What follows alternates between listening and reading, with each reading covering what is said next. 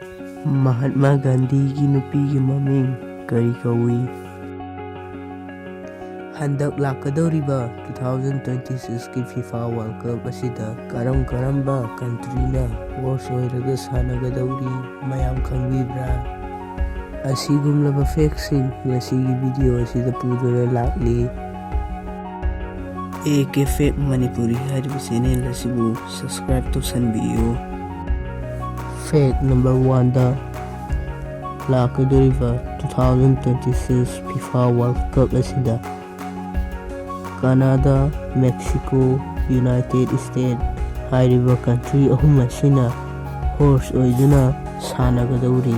Fact number 2 da Mahatma Gandhigi nupigi maming Kasturba Gandhi kawi.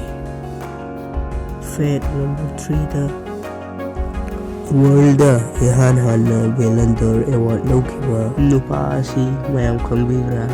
Stanley Matthews kauba nupa asina world da ehanhanna Balland'Or award lwki. Fact number 4 da world da khwaidagi chauba market asi karamba market no mayam khangbibra?